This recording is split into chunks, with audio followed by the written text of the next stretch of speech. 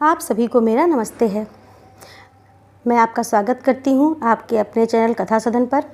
आशा करती हूँ आप सब लोग सुखी होंगे, स्वस्थ होंगे और प्रसन्न होंगे। आज मैं आप लोगों के लिए जो कहानी लेकर के आई हूँ उस कहानी का नाम है उन्मादिनी और ये कहानी लिखी है सुभद्रा कुमारी चौहान जी ने। चलिए कहानी शुरू करते हैं। लोग मुझे उन्मादिनी कहते हैं। क्यों कहते हैं यह तो कहने वाले ही जाने, किंतु मैंने आज तक कोई भी ऐसा काम नहीं किया है जिसमें उन्माद के लक्षण हों। मैं अपने सभी काम नियम पूर्वक करती हूँ। क्या एक भी दिन मैं उस समाधि पर फूल चढ़ाना भूली हूँ? क्या ऐसी कोई भी संध्या गई है जब मैंने वहाँ दीपक नहीं जलाया है? कौन सा ऐसा सवेरा हुआ है जब ओस से धुली हुई नई नई कलियों से मैंने उस समाधि को नहीं ढक दिया? फिर भी मैं उन्मादिनी हूँ।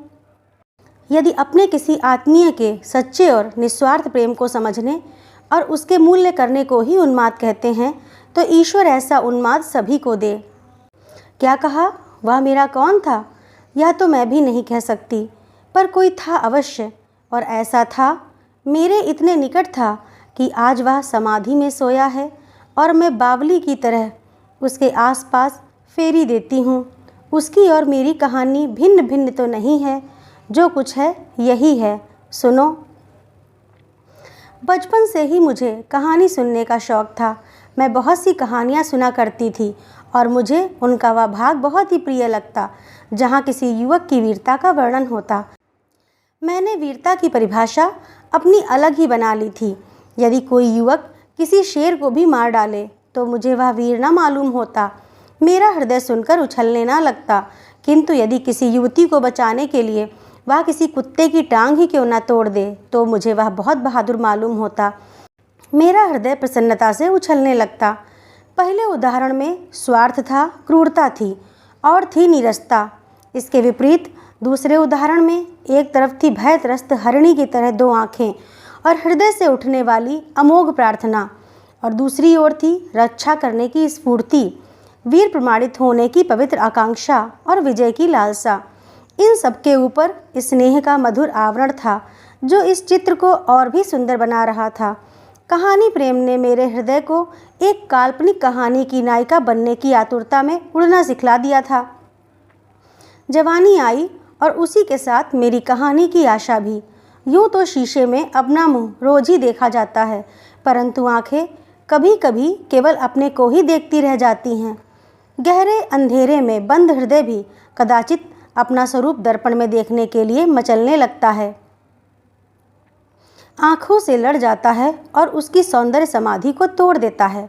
मैंने सुना है कि एक समय ऐसा आता है जब कुरूप से कुरूप व्यक्ति भी अपने को सुंदर समझने लगता है। फिर मैं तो सुंदरी थी ही।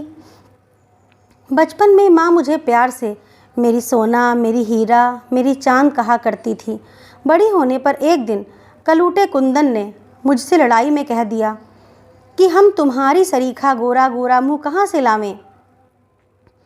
बेचारा कुंदन क्या जाने कि उसने इन शब्दों से कौन सा जादू फूंक दिया कि फिर मैं उससे लड़ ना सकी। इस बात के उत्तर में उसे पत्थर फेंककर मार ना सकी। हाँ, मैंने अंदर जाकर दर्पण के सामने खड़ी होकर कुंदन के मुंह से अपने मुंह की तुलना अवश्य की थी। सचमुच मेरा मुंह बहुत गोरा था, परंतु कुंदन भी तो काला ना था, सांवला था, और मुझे सांवले पुरुष ही अच्छे लगते थे। बचपन में अनेक बार राधा कृष्ण की कहानी सुनते सुनते मैं भी अपने को राधा रानी समझने लगी थी, और कृष्ण बहुत तलाश करने पर भी सिवा कुंदन के और कोई ना मिलता। कुंदन बांसुरी भी बजाता था और सांवला भी था। फिर भला मेरा कृष्ण सिवा कुंदन के और हो ही कौन सकता था।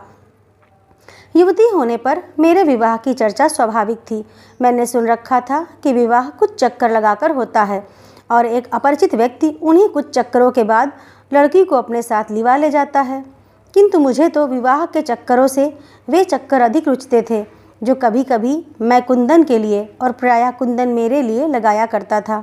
मैं चाहती तो यही थी कि मुझे अब और किसी के साथ चक्कर ना लगाने पड़े।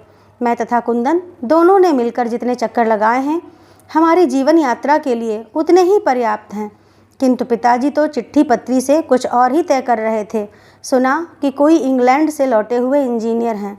उनके साथ पिताजी मुझे जीवन भर के लिए बांध देना चाहते हैं।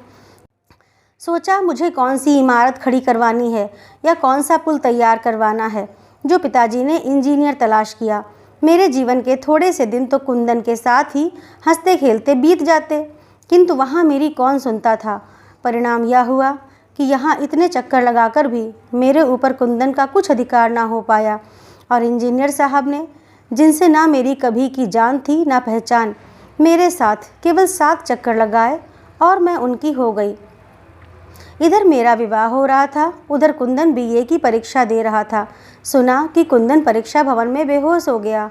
आह, बेचारा एक ही साथ 2-2 परीक्षाओं में बैठा भी तो था।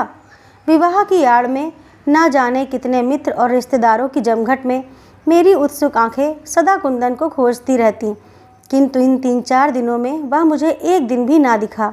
विदा के दिन तो मेरे धैर्य का बांध टूट गया। कुंदन की बहन से मैंने पूछा, मालूम हुआ कि वह कई दिनों से बीमार है। अब क्या करती। हृदय में एक पीड़ा छुपाए हुए मैं विदा हुई। स्टेशन पर पहुंची। व्याकुलता असंभव को भी संभव बनाने की उधेड़-बुन में रहती है। मैं जानती थी कि बीमार कुंदन स्टेशन नहीं आ सकता, फिर भी आंखें चारों तरफ किसी को खोज रही थीं। उधर ट्रेन ने चलने की सीटी दी, उधर गेट की तरफ से कोई तेजी से आता हुआ दिखा। आंखों ने कहा कुंदन है, हृदय ने समर्थन दिया, किंतु मस्तिष्क ने विरोध किया। वह बीमार है, भला स्टेशन पर कैसे आएगा। पर वह मेरा कुंदन ही था। उसकी आंखों में निराशाजनक उन्माद, चेहरे पर विषाद की गहरी छाया और होठों पर वही स्वाभाविक मुस्कुराहट थी। सिर के बिखरे हुए रूखे बालों ने पूरा माथा ढक रखा था। मैं चिल्ला उठी, कुंदन, इतनी देर बाद। पास ही बैठी हुई नाइन ने मेरा मुंह बंद कर दिया। बोली, चिल्लाओ मत बेटी, बाराती सुनेंगे तो क्या कहेंगे। अब मुझे होश आया कि मैं कहीं जा रही हूँ, अपने कुंदन से बहुत दूर, बहुत दूर। कटे वृक्ष की तरह मैं बेंच पर गिर पड़ी। हृदय जैसे डूबने लगा। ट्रेन चल पड़ी। कटे वृक्ष की तरह मैं बेंच पर गिर पड़ी। हृदय जैसे डूबने लगा। ट्रेन चल पड़ी। जब मनुष्य के प्रति मनुष्य की ही सहानुभूति कम देखने में आती है, तब भला इस जड़ पदार्थ रेलगाड़ी को मुझसे क्या सहानुभूति हो सकती थी। उसने मुझे कुंदन से 2 बातें भी ना करने दी और झुक झुक कर हवा के साथ उड़ चली। मैं ससुराल आई। बड़ी भारी कोठी थी, बहुत सी दास दासियाँ थीं। वहाँ का रंग ही दूसरा था। पतिदेव को अंग्रेजियत अधिक पसंद थी। उनकी रहन सहन, चाल ढाल, बात व्यवहार सभी साहबाना थे। वे हिंदी बहुत कम बोलते और अंग्रेजी में मैं जरा कम समझती थी, इसलिए उनकी बहुत सी बातों में प्रायः चुप रह जाया करती। उनके स्वभाव में कुछ रूखापन और कठोरता अधिक मात्रा में थी। नौकरों के साथ उनका जो बर्ताव होता, उसे देखकर मैं भय से सिहर उठती थी। वे मुझे प्रायः रोज़ शाम को, कभी सवेरे भी अपने साथ मोटर पर बैठाकर मीलों तक घुमा लाते।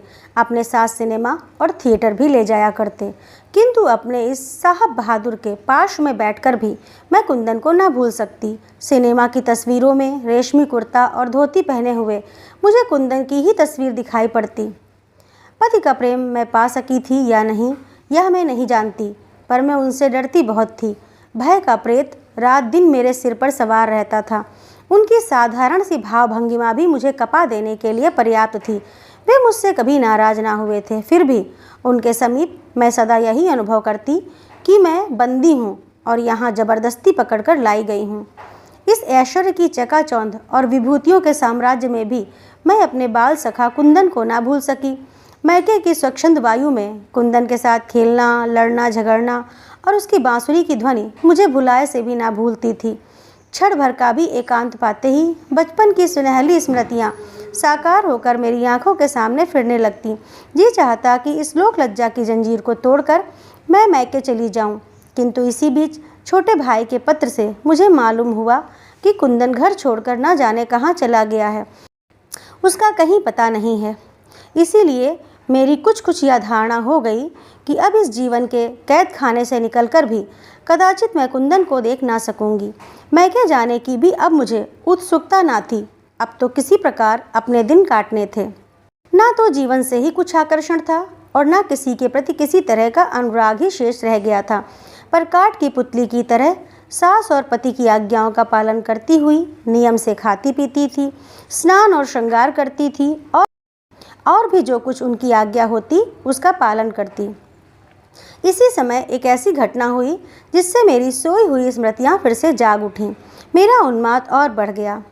एक दिन दोपहर के बाद मैं अपने छज्जे पर खड़ी हुई अन्यमनस्क भाव से बाहर सड़क से आने जाने वाले लोगों को देख रही थी। सहसा सामने से कपड़ा बेचता हुआ, कुछ कपड़े स्वयं कंधे पर धरे हुए, कुछ नौकर के सिर पर रखवाए हुए, मुझे कुंदन दिखाई पड़ा। विश्वास ना हुआ, परंतु आंखें खुली थीं। मैं सपना नहीं देख रही थी। दौड़कर नीचे आई। आते ही ख्याल आया कि मेरे पैरों में तो मर्यादा की बेड़ियां पड़ी हैं। मैं कुंदन के पास दौड़कर कैसे जाऊंगी? उसके बाद मैंने देखा कि कुंदन स्वयं ही मेरे यहाँ के एक नौकर के साथ हमारे अहाते में आ रहा है। बाहरी बरामदे में उसने कपड़े उतार दिए। सोफे पर सास बैठी थी। मैंने उनके बुलाने की प्रतीक्षा ना की, चुपचाप आकर सोफे के पीछे खड़ी हो गई। मेरी सास सामान खरीदने की बड़ी शौकीन थी। हमारे दरवाजे पर से कोई फेरी वाला ऐसा ना निकलता था जिससे वह कुछ ना कुछ खरीद ना लेती हों। सास की इस आदत की आज मैंने मुक्त हृदय से प्रशंसा की।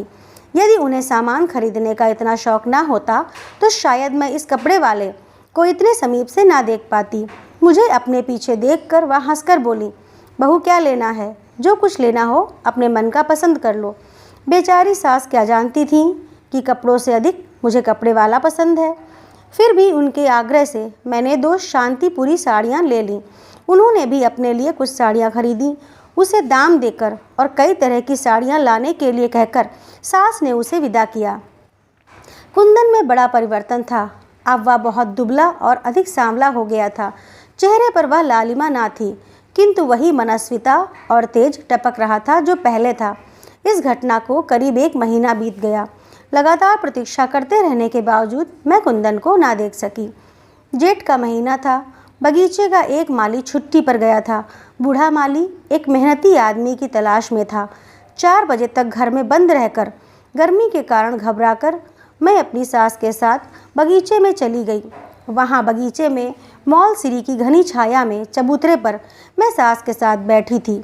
बार बार यही सोचती थी कि कुंदन कहाँ चला गया, कपड़ा लेकर फिर क्यों नहीं आया, बीमार तो नहीं पड़ गया, और अगर बीमार हो गया होगा तो उसकी देखभाल कौन करता होगा। मेरी आंखों में आंसू आ गए। इसी समय पीछे से आकर बूढ़े माली ने कहा, सरकार या एक आदमी है जो माली का काम कर सकता है, हुक्म हो तो रख लिया जाए। मैंने मुड़कर देखा तो सहसा विश्वास न हुआ। कुंदन और माली का काम। मेरी बेसुध वेदना तड़प उठी। एक संपन्न परिवार का होनहार युवक 10 रुपये माहवार की मालीगिरी करने आए। इतनी कड़ी तपस्या! हे ईश्वर, क्या इस तपस्या का अंत ना होगा? 10 रुपये माहवार पर कुंदन बगीचे में माली का काम करने लगा। मैं देखती, कड़ी दोपहरी में भी वह दिन भर कुदाल चलाया करता, पानी सींचता और टोकरी भर भर मिट्टी ढोता। उसका शरीर अब दिन ब दिन दुबला और सांवला पड़ता जाता था। उसके स्वभाव में कितनी नवाबी थी। वह मेहनत के काम से कितना बचता था, मुझसे छिपा ना था। किंतु अब वह कितना परिश्रम कर रहा है। मुझे चिंता रहती थी कि उसका सुकुमार शरीर इस कठिन परिश्रम को सह न सकेगा। मैं चाहती थी कि किसी प्रकार उसे रोक दूं, यह काम वह छोड़ दे, परंतु कैसे रोकती? उससे बात करने की मुझे इजाज़त ही कहाँ थी। पहले की अपेक्षा अब मैं बगीचे में अधिक आने जाने लगी। पहले आने जाने पर किसी ने ध्यान न दिया, किंतु कुछ ही दिनों बाद टीका टिप्पणी होने लगी। बाद में रुकावट भी पड़ने लगी, जिसका परिणाम यह हुआ कि अब शाम सुबह छोड़कर मैं प्रायः दोपहर को जाने लगी। कुंदन से 2 मिनट बात करने का मैं अवसर खोजा करती थी, किंतु मेरे पीछे भी लोग जासूस की तरह रहते थे। मैं एकांत कभी ना पाती और सबके सामने उससे बात करने का साहस न होता। कभी कभी मैं उसके नज़दीक भी पहुंच जाती तो भी वह मेरी ओर आँख उठाकर ना देखता, मैं ही उसे देख लिया करती। अनेक बार जी चाहा कि आखिर कब तक ऐसा चलेगा। जाऊं, उसकी कुदाल छीनकर फेंक दूं और उसे अपने साथ दिवा लाऊं। अब उसकी तपस्या आवश्यकता से अधिक हो चुकी है। उसे अब मेरे निकट रहकर मेरे स्नेह की शीतल छाया में विश्राम करना चाहिए। उस दिन बड़ी गर्मी थी। बंद कमरे में पंखा और खस की टट्टियों के भीतर से मैं उस गर्मी का अंदाजा न लगा सकती थी। नींद नहीं आ रही थी। ना जाने क्यों एक प्रकार की बेचैनी से मैं अत्यंत अस्थिर सी थी। उठी, खिड़की खोलकर बाहर निकली। पंखा खींचने वाली दासी ने रोका, बहू इतनी गर्मी में भीतर से बाहर ना जाओ, लू लग जाएगी। मैंने उसे हाथ के इशारे से चुप रहने के लिए कहा और बगीचे में पहुंची। कुंदन की कुदाल रुक गई। कुदाल को ज़मीन पर रख एक तरफ फेंक कर उसने आश्चर्य से मेरी ओर देखा। मैंने कहा, कुंदन, तुम इतनी कड़ी तपस्या क्यों करते हो? तुम्हें इस प्रकार काम करते देखकर मुझे कष्ट नहीं होता? तुम्हारा शरीर इस मेहनत को सह सकेगा? तुम कहीं सुख से रहो तो मुझे भी शांति मिले। आखिर इस प्रकार जीवन को तपाने से क्या लाभ होगा? तुम तो मुझसे अधिक समझदार हो कुंदन। सारी करुणा सिमट कर कुंदन की आंखों में उतर आई। वह कुछ बोला नहीं, बोलता भी कैसे। उसी समय खांसता हुआ बूढ़ा माली अपनी कोठरी से बाहर आया और फिर उसे कुदाल उठा लेनी पड़ी। मेरा स्वास्थ्य दिन पर दिन गिरता जा रहा था। लोगों को संदेह था शायद मुझे टीबी हो गई है। पतिदेव मुझे भुवाली भेजने की तैयारी कर रहे थे, किंतु वे क्या जानते थे कि भुवाली से भी अधिक स्वास्थ्य लाभ मैं कुंदन के समीप केवल उसके सहवास से कर सकती हूँ। मेरी दवा तो कुंदन है। भुवाली और शिमला मुझे वह स्वास्थ्य नहीं प्रदान कर सकते जो मुझे कुंदन से केवल स्वतंत्रता पूर्वक मिलने जुलने से मिल सकता है। मैं उससे केवल स्वतंत्रता से बातचीत करना और मिलना जुलना चाहती थी और यह मेरे पतिदेव को स्वीकार न था। नौकरों को वो मिट्टी के ठीकरों से भी गया बीता समझते थे। 10 रुपये माहवार देने के बाद समझते थे कि उन नौकरों की आत्मा और शरीर दोनों को उन्होंने खरीद लिया है। उनसे इतनी सख्ती से पेश आते थे कि नौकरों को उनके सामने पहुंचने में बड़े साहस से काम लेना पड़ता। इधर कुंदन से एक दिन खुलकर बातचीत करने के लिए रात दिन मेरे मस्तिष्क और हृदय में युद्ध छिड़ा रहता। अब न मुझसे पढ़ा लिखा जाता और न किसी काम में ही जी लगता। खाने पीने की तरफ भी कुछ विशेष रुचि ना रह गई थी। खाना देखते ही वे दिन याद आ जाते जब मैं और कुंदन एक ही थाली में बैठकर खाया करते थे।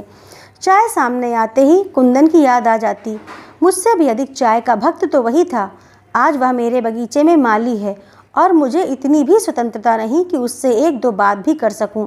फिर उसके साथ बैठकर चाय पीने और भोजन करने की बात तो बहुत दूर की रही।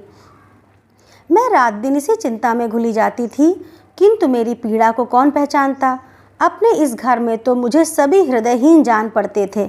एक दिन ऑफिस से लौटते ही पतिदेव ने मुझसे प्रश्न किया, आखिर उस माली से तुम्हें क्या बात करनी रहती है जो दोपहर को भी बगीचे में जाया करती हो? कितनी बार तुमसे कहा है कि नौकरों से बातचीत करने की तुम्हें ज़रूरत नहीं है, पर तुम्हें मेरी बात याद रहे तब ना। इस बात को भूल जाती हो कि तुम एक इंजीनियर की स्त्री हो। तुम्हें मेरी इज्जत का भी ख्याल रखना चाहिए। मैं कुछ ना बोली। बोलती भी क्या, मैंने चुप रहना ही उचित समझा। मुझे उससे क्या बातचीत करनी रहती है, मैं उन्हें क्या बतलाती। वह बतलाने की बात नहीं थी, समझने की बात थी, और उसे वही समझ सकता था जिसके पास हृदय हो। जिसके पास हृदय ही ना हो वह हृदय की बात क्या समझे। मेरी इस चुप्पी का अर्थ उन्होंने जो चाहे लगाया हो, किंतु उनकी इस बाधा से मुझे बड़ी वेदना हुई। कुंदन से 2-4 मिनट बात करके ना तो मैं उनका कुछ बिगाड़ देती और ना कुंदन को ही कुछ दे देती। फिर भी कुंदन से मिलने में उन्हें इतनी आपत्ति क्यों थी कौन जाने। चाहे जो हो, इस बाधा का परिणाम उल्टा ही हुआ। जो जो मुझे उसके समीप जाने से रोका गया, त्यों त्यों उसके पास पहुंचने के लिए मेरी उत्कंठा प्रबल होती गई। गर्मी की रात थी। बगीचे में बेले इस प्रकार खिले थे जैसे आसमान में तारे फैले हों। मैं उन्हीं बेलों के पास संगमरमर की बेंच पर बैठी थी। कई दिन हो गए थे कुंदन बगीचे में काम करता हुआ ना दिखा था। वह कहाँ गया, काम करने क्यों नहीं आता? यद्यपि यह जानने के लिए मैं अत्यंत अस्थिर थी, फिर भी किसी से कुछ पूछने का मुझमें साहस ना था। अत्यंत उद्विग्नता से मैं बगीचे में इधर उधर टहलने लगी। टहलते टहलते मैं मालियों के क्वार्टर की तरफ निकल गई। दूर से कुंदन की कोठरी कई बार देखी थी। आज उस कोठरी के बहुत समीप पहुंच गई थी। कोठरी में प्रकाश तो ना था, किंतु अंदर से कराहने की आवाज़ साफ साफ सुनाई पड़ती थी। मैंने ध्यान से सुना, आवाज़ कुंदन की थी। अब मैं बिल्कुल भूल गई कि मैं किसी इंजीनियर की स्त्री हूँ और कुंदन मेरा माली। तेजी से कदम बढ़ाकर मैं कोठरी में पहुँच गई। बिजली का बटन दबाते ही कोठरी में प्रकाश फैल गया। कुंदन ने घबराकर आंखें खोल दी। मुझे देखते ही इस बीमारी में भी उसकी आंखें चमक उठीं, और वह वही चमक थी जिसे उसकी आंखों में मैंने एक बार नहीं अनेक बार देखा था। मैं उसी की चारपाई पर उसके सिरहाने बैठ गई।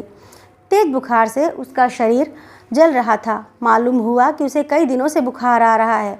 काम वह फिर भी बराबर करता है। इधर कई दिनों से वह बहुत अशक्त हो गया है और 2 दिनों से छाती और पसलियों में अधिक दर्द होने के कारण वह कोठरी से बाहर नहीं निकल सका। उसकी अवस्था चिंताजनक थी। कुछ देर तक खांसकर वह फिर बोला, हिना रानी, तुम आई तो हो, कोई तुम्हें कुछ कहेगा तो नहीं? पर अब तो आई ही हो, अपने हाथ से 1 गिलास पानी पिला दो, बड़ी देर से प्यासा हूँ। मैंने मटकी से 1 गिलास भर पानी उसे पिलाया और फिर बैठ गई। मैं उसके सिर पर हाथ फेरने लगी। रोकने पर भी मेरी आंखों से झड़ी रुकी नहीं, चलती रही और गला रूंधा जा रहा था। प्रयत्न करने पर भी मैं कुंदन से एक शब्द ना कह सकी। कुंदन ने अपने गरम गरम हाथों को नीचे झुकाकर मेरे पैरों को छू लिया और छीड़ स्वर में बोला, हिना रानी, घर जाओ, तुम्हें कोई यहाँ देख लेगा तो नाहक तुम पर कोई विपत्ति ना आ जाए, कहीं मेरा या सुख भी ना छिन जाए। तुम्हारे समीप इस हालत में भी रहकर मैं एक प्रकार का सुख पाता हूँ। ठीक उसी समय पतिदेव ने कोठरी में प्रवेश किया। उन्होंने आग्नेय नेत्रों से मेरी तरफ देखा, फिर कुछ बोले। क्या बोले मैं कुछ समझी नहीं। मैं उसी प्रकार कुंदन के सिर पर हाथ धरे बैठी रही। मेरी आत्मा ने कहा, मैंने कोई अपराध नहीं किया है। किसी बीमार की सेवा शुश्रूषा करना मनुष्य मात्र का धर्म है। फिर मृत्यु की घड़ियों को गिनते हुए उसकी नज़रों में अपने एक आश्रित और अपनी आंखों में अपने एक बाल सखा को यदि मैंने एक घूंट पानी पिला दिया तो क्या यह कोई अपराध कर डाला? किंतु मैं उसी क्षण कोठरी छोड़ देने के लिए बाध्य कर दी गई। मैं ऊपर आई तो अवश्य, किंतु मेरी अवस्था पागलों की तरह हो गई थी। रह रहकर कुंदन की रुग्ण मुखाकृति मेरी आंखों के सामने फिरने लगी। बार बार ऐसा मालूम होता कि कुंदन एक घूंट पानी के लिए चिल्ला रहा है। पतिदेव सोए थे, मैं भी एक तरफ पड़ी थी, पर मेरी आंखों में नींद कहाँ। उठी और छज्जे पर बेचैनी से टहलने लगी। बंगले के पास ही बिजली के खंभे के नीचे मैंने कुछ सफ़ेद सफ़ेद सा देखा। अज्ञात आशंका से मैं सिहर उठी। ध्यान से देखा, वह कुंदन था। कदाचित जीवन की अंतिम सांसें गिन रहा था। उस समय ना तो कुल की मान प्रतिष्ठा का ध्यान रहा, ना किसी के भय का, और ना यही ध्यान रहा कि इतनी रात को लोग मुझे बाहर देखकर क्या कहेंगे। चौकीदार मेरी आज्ञा का उल्लंघन कैसे करता। फाटक खुलवाकर मैं बाहर निकल गई। पास पहुंचकर देखा, कुंदन ही था। आह, वही अपने माता पिता का दुलारा कुंदन, अपने मित्रों का प्यारा कुंदन, जिसका कुम्हलाया हुआ मुँह देखकर कितने ही हृदय सहानुभूति से द्रवीभूत हो उठते थे, जिसके इंगित मात्र पर परिचालक वर्ग सेवा के लिए प्रस्तुत रहता था। आज वही कुंदन जीवन के अंतिम समय में अकेला और असहाय शून्य दृष्टि से आसमान की ओर देख रहा था। मुझे देखते ही जैसे उसमें कुछ शक्ति आ गई हो। वह छीड़ स्वर में बोल उठा, हिना रानी, अच्छा हुआ जो तुम आ गई, थोड़ा पानी पिला दो, मैं बहुत प्यासा हूँ। मैंने पानी के लिए चारों तरफ नज़र दौड़ाई। थोड़ी दूर पर नल तो था, पर बर्तन कोई न था जिससे मैं उसे पानी पिलाती। सोचा घर तक जाऊं, पर घर जाने का समय ना था। नल पर से साड़ी का छोर भिगोकर लौटी, परंतु अब वह पानी मांगने वाला इस संसार में था ही कहाँ। बस मेरी या उसकी कहानी यही है। तो दोस्तों, कैसी लगी आप लोगों को यह कहानी? अच्छी लगी हो तो लाइक करिए, शेयर करिए, और ऐसी ही और कहानियों के लिए मेरे चैनल को सब्सक्राइब करिए। धन्यवाद।